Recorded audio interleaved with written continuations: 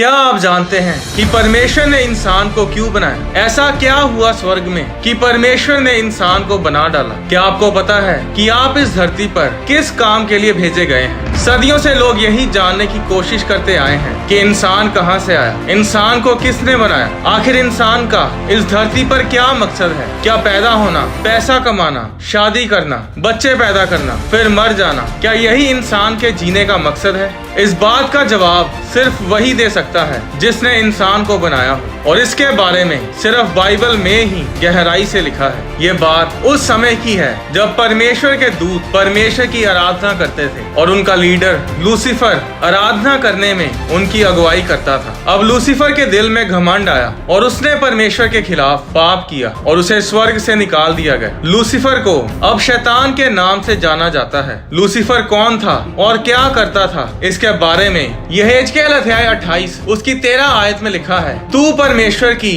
अदन नामक बारी में था, तेरे पास आभूषण, मानिक, पदराग, हीरा, फिरोजा, सुलेमानी मणि, यशब, नीलमणि, मरकद और लाल सब भांति के मणि और सोने के पहरावे थे। तेरे डफ और बांसुलियां तुझी में बनाई गई थी। जिस दिन तू सिरजा गया था उस दिन वे भी तैयार की गई थी। यशाया अध्याय 14 उसकी 11 आयत में लूसीफर के लिए लिखा है कि तेरा वैभव और तेरी सारंगियों का शब्द अधोलोक में उतारा गया है। ये वचन बताता है कि जब लूसीफर को बनाया गया था तब सभी साज उसके अंदर बनाए गए थे। बांसुली, डफ, तार वाले बाजे, वायलिन, हार्प, गिटार, ड्रम्स, हर एक साज उसके शरीर में था। ऐसा क्यों? क्योंकि वो एक आराधक था, वो एक वर्शिप लीडर था। वो परमेश्वर की आराधना करता था और दूसरे दूतों की आराधना में अगुवाई करता था। पर उसने अपने मन में घमंड किया और उसके घमंड के कारण उसे स्वर्ग से निकालकर धरती पर फेंक दिया गया। यशाया अध्याय 14 उसकी 12 आयत में लिखा, हे भोर के चमकने वाले तारे, तू कैसे आकाश से गिर पड़ा है। 13 आयत में लिखा, तू मन में कहता तो था, मैं स्वर्ग पर चढ़ूंगा, मैं अपने सिंहासन को ईश्वर के तारागण से अधिक ऊंचा करूंगा और उत्तर दिशा की छोर पर सभा के पर्वत पर विराजूंगा। मैं मेघों से भी ऊंचे ऊंचे स्थानों के ऊपर चढ़ूंगा, मैं परम प्रधान के तुल्य हो जाऊंगा। परंतु तू अधोलोक में उस गड्ढे की तह तक उतारा जाएगा। लूका अध्याय 10 उसकी 18 आयत में यीशु ने कहा, मैं शैतान को बिजली के समान स्वर्ग से गिरा हुआ देख रहा था। बाइबल बताती है कि लूसीफर के पाप के कारण उसे धरती पर फेंका गया। एक अभिषिक्त स्वर्गदूत, परमेश्वर की आराधना करने वाला दूत धरती पर गिरा दिया गया। अब धरती तबाह हो चुकी थी। अगर आप उत्पत्ति अध्याय 1 उसकी 1 आयत को पढ़ें तो उसमें लिखा है कि आदि में परमेश्वर ने स्वर्गों और पृथ्वी की सृष्टि की। पर 2 आयत में लिखा कि पृथ्वी बेडोल और सुनसान पड़ी थी। परमेश्वर ने पृथ्वी बेडोल नहीं बनाई थी। उत्पत्ति अध्याय 1 उसकी 1 आयत में परमेश्वर ने सब कुछ सुंदर बनाया था। पर उत्पत्ति अध्याय 1 उसकी 1 आयत और 2 आयत के बीच वो समय था जब लूसीफर को धरती पर गिराया गया और तब धरती तबाह हुई, बेडोल हुई। पर फिर एक दिन परमेश्वर धरती पर आता है और सब कुछ दोबारा से बनाना शुरू करता है। 3 आयत में लिखा, जब परमेश्वर ने कहा उजाला हो तो उजाला हो गया, और इस तरह परमेश्वर बोलता गया और सब कुछ होता गया। परमेश्वर ने पेड़, पौधे, फलदायी वृक्ष, सूर्य, चंद्रमा, तारागण को भी बनाया। फिर परमेश्वर ने जल में रहने वाले जीवित प्राणियों को बनाया, पक्षी, घरेलू पशु और रेंगने वाले जंतु, हर प्रकार के जानवरों को बनाया। और परमेश्वर ने देखा कि सब अच्छा है। और 6वें दिन परमेश्वर धरती पर घूम रहा है। और जरा सोचो कि शैतान बोला होगा कि हाँ, अब कौन तेरी आराधना करेगा, कौन तेरी स्तुति करेगा, कौन तुझे महिमा देगा, कौन है तेरा वर्शिप लीडर। अब परमेश्वर नीचे झुका और उसने अपनी मुट्ठी में मिट्टी उठाई और एक मिट्टी का पुतला तैयार किया और उसमें अपनी सांस फूंकी और कहा, ये ले, ये है मेरा नया वर्शिप लीडर, ये मेरी आराधना करेगा। परमेश्वर ने कहा, मेरे पास मेरी आराधना करने वाले लोग हमेशा रहेंगे, जो मेरी महिमा करेंगे, मेरी स्तुति आराधना करेंगे, जो मुझे पुकारेंगे और मैं उन्हें उत्तर दूंगा।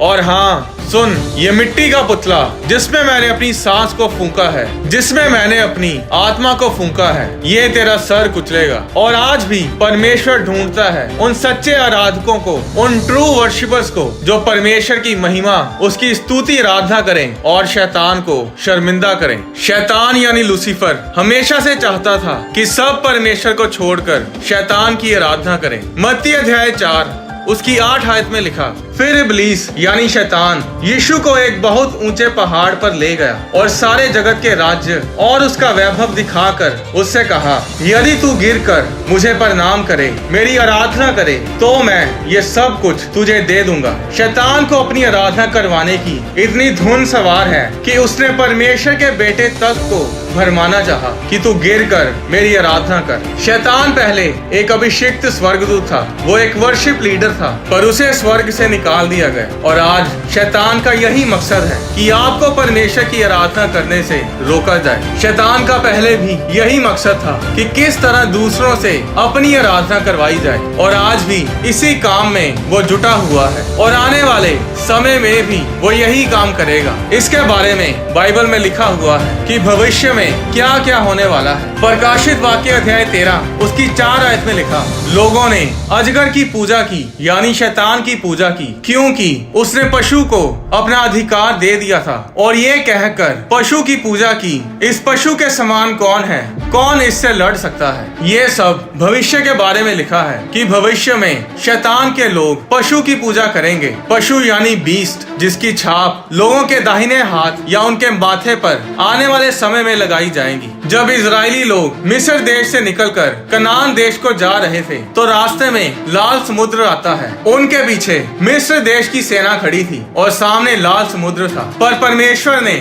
उस समुद्र को 2 भाग किया और इजरायली लोग सूखी जमीन पर से उस लाल समुद्र को पार करके चले गए। अब जब मिस्र देश की सेना उनका पीछा करते हुए लाल समुद्र में से गुजरती है, तो समुद्र फिर से बंद हो जाता है और सारी सेना पानी में बह जाती है। उस समय मूसा और इजरायलियों ने यहोवा के लिए गीत गाया कि यहोवा महाप्रतापी ठहरा है, घोड़ों समेत सवारों को उसने समुद्र में पटक दिया है। और इसी भजन में वे ये भी कहते हैं कि हमारे परमेश्वर के समान कौन है, कौन उससे लड़ सकता है। और अंत के समय में शैतान भी इन्हीं शब्दों से लोगों द्वारा अपनी आराधना करवाएगा और वो कहेंगे कि इस पशु के समान कौन है, कौन इससे लड़ सकता है। शैतान हर उस आराधना को, हर उस महिमा को जो परमेश्वर को दी जाती है, उसे लेना चाहता है। वो नहीं चाहता कि आप परमेश्वर के लिए कुछ करें, वो नहीं चाहता कि आपके बच्चे परमेश्वर की आराधना करें। जरा सोचो कि परमेश्वर सिंहासन पर बैठा है और शैतानी लोग शैतान की आराधना कर रहे होंगे और बोल रहे होंगे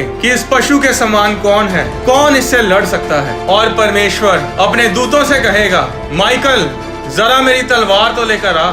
और परमेश्वर उस पशु और झूठे भविष्यद्वक्ता को आग की झील में डालेगा और बाकी बचे सब शैतानी लोगों को अपनी तलवार से नष्ट करेगा। और शैतान भी अंत में आग की झील में डाल दिया जाएगा, जहाँ पर वो रात दिन पीड़ा में युगानुयुग तड़पता रहेगा। शैतान को अगर किसी चीज से जलन होती है, तो वो आपको परमेश्वर की आराधना करते देख कर होती है, क्योंकि वो एक समय पर परमेश्वर की आराधना करता था। क्या आप जानते हैं कि परमेश्वर ने आपके शरीर को भी एक साज ही बनाया है, एक म्यूजिकल इंस्ट्रूमेंट की तरह बनाया है। जिस तरह लूसीफर के शरीर के अंदर फूंक मारकर बजाने वाले साज थे, परकशन वाले साज थे, उसी तरह परमेश्वर ने इंसान के शरीर को भी एक साज की तरह बनाया है। आपके हाथ, आपकी आवाज एक साज ही है। आपके गले के अंदर कॉर्ड्स हैं, जिन्हें वोकल कॉर्ड्स कहा जाता है। ऐसी कोई आवाज नहीं है जो इंसानी शरीर निकाल नहीं सकता। अगर आपने बीट बॉक्सिंग, एकापेला करते लोगों को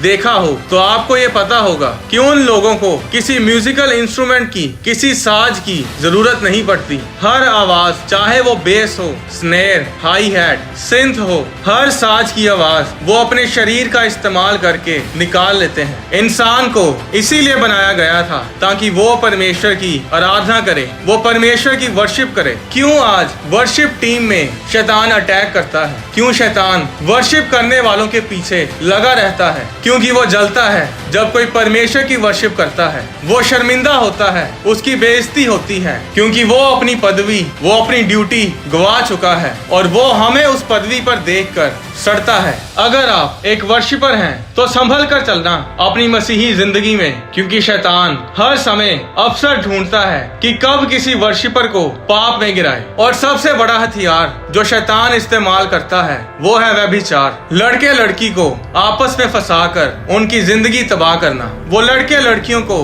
गलत रिलेशनशिप्स में, गलत संबंधों में फंसाकर उनकी जिंदगी तबाह करता है। बड़े बड़े वर्शिप लीडर गिर गए क्योंकि वो व्यभिचार में पड़ गए। याद रखें, आपको इसीलिए बनाया गया ताकि आप परमेश्वर की आराधना करें, हालात जैसे मर्जी हों, परमेश्वर की वर्शिप करना ना छोड़ें। आपको क्या लगता है कि पौलुस और सिलास जेल में बंद आराधना क्यों कर रहे थे? क्या वो अपने छुटकारे के लिए वर्शिप कर रहे थे? नहीं, वो अपने छुटकारे के लिए नहीं बल्कि परमेश्वर से प्यार करने की खातिर परमेश्वर की स्तुति आराधना कर रहे थे। हर चीज के लिए परमेश्वर का धन्यवाद कर रहे थे। भजन संहिता अध्याय 22 उसकी 3 आयत में लिखा कि परमेश्वर इजराइल की स्तुतियों के ऊपर विराजमान है। परमेश्वर स्तुति आराधना में रहता है। जहाँ जहाँ वर्शिप आराधना होगी वहाँ वहाँ परमेश्वर की हजूरी होगी, और जहाँ परमेश्वर होता है वहाँ पर छुटकारे और चंगियाइयाँ होती हैं। जब पौलुस और सिलास वर्शिप करने लगे तो परमेश्वर को उनके बीच जेल में आना पड़ा। जब परमेश्वर उस जेल में उतरा तो उनके बंधन खुल गए। इसके लिए उन्होंने प्रार्थना नहीं की थी कि परमेश्वर हमें छुड़ा, क्योंकि अगर उन्होंने जेल से रिहाई के लिए प्रार्थना की होती तो वो जेल के दरवाजों के खुलने पर वहाँ पर खड़े नहीं रहते बल्कि झट से भाग जाते। पर वो कहीं नहीं गए और आराम से अपनी जेल के कमरे में बैठे रहे। आज लोग चाहते हैं कि वो अपनी समस्याओं से आजाद हों, अपनी बीमारी से चंगे हों, उन्हें प्रमोशन मिले, पैसे में बरकत आए, कारोबार में तरक्की मिले, बच्चे की आशीष मिले, पर वो आराधना नहीं करते और इसीलिए उनके जीवन में आशीष नहीं आती, छुटकारा नहीं आता, क्योंकि परमेश्वर उन्हें नहीं बल्कि वर्शिपर्स को ढूंढता है। अगर आप वर्शिप नहीं करते तो आप प्रॉफिट नहीं बन सकते, पास्टर नहीं बन सकते, आप एक सफल बिजनेसमैन नहीं बन सकते, आप एक सफल पति, पत्नी, पिता नहीं बन सकते। अगर आप अपनी मंजिल को पाना चाहते हैं, अगर आप अपनी जिंदगी को ऊंचे लेवल पर देखना चाहते हैं तो ये वर्शिप किए बिना नहीं होगा। एक स्टूडेंट अगर परमेश्वर की वर्शिप नहीं करता तो वो कभी भी अच्छा स्टूडेंट नहीं बन सकता। वर्शिप आपकी लाइफ को बिना वजह के संघर्ष से आजाद करती है। छोटे छोटे आम लोग जब वर्शिप करते थे तो बाइबल बताती है तो वो प्रोफेसी करने लग जाते थे, वे भविष्यवाणियां करने लग जाते थे। दाऊद जो भेड़ बकरियां चराता था वो ही राजा क्यों बनाया गया? क्योंकि वो एक वर्शिपर था। परमेश्वर ने उसे ढूंढा और उसे राजा बनाया। बाइबल में लिखा है कि परमेश्वर ढूंढता है सच्चे आराधकों को, ट्रू वर्शिपर्स को, ताकि परमेश्वर उन्हें ऊंचा करे, ताकि वे उसकी महिमा करें और वे शैतान को शर्मिंदा करें। एक बात को अपने दिमाग में बिठा लें कि अगर आप प्रार्थना नहीं करेंगे, अगर आप वर्शिप नहीं करेंगे तो जिंदगी में कुछ भी अच्छा नहीं होगा। अगर चाहते हैं कि जिंदगी धरती पर स्वर्ग जैसी हो तो प्रार्थना और वर्शिप करना ना छोड़ो। परमेश्वर आपको आशीष दे। आने वाली वीडियोस में मैं आपको बताऊंगा कि वर्शिप कैसे करनी चाहिए, कितनी तरह की वर्शिप होती है। परमेश्वर ने आदम और हवा के पाप करने पर उन्हें अदन के बाग में से क्यों निकाल दिया? परमेश्वर ने उन्हें जीवन के वृक्ष में से उस फल को खाने क्यों नहीं दिया? क्या आप जानते हैं कि ऐसे लोग हैं जो इस धरती पर इसीलिए जी रहे हैं ताकि लोगों की शादीशुदा जिंदगी खराब की जाए। ऐसे बाबा हैं जो सिर्फ इसीलिए टोना करते हैं ताकि पास्टर्स की मैरिजेस तोड़ी जाएं। इन सब के बारे में मैं आने वाली वीडियोस में विस्तार से बताऊंगा। तब तक प्रार्थना, उपवास, वर्शिप और वचन में बने रहें। परमेश्वर आपको आशीष दे। आने वाले समय में हम बाइबल पर आधारित मूवीज को प्रोड्यूस करेंगे। अगर आप फिल्म प्रोडक्शन के लिए या फिर इवेंजलिज्म के लिए अपनी डोनेशन देना चाहते हैं तो आप होली स्पिरिट प्रोडक्शंस के बैंक अकाउंट में अपनी डोनेशंस भेज सकते हैं। आप cato.org पर भी अपनी डोनेशंस दे सकते हैं।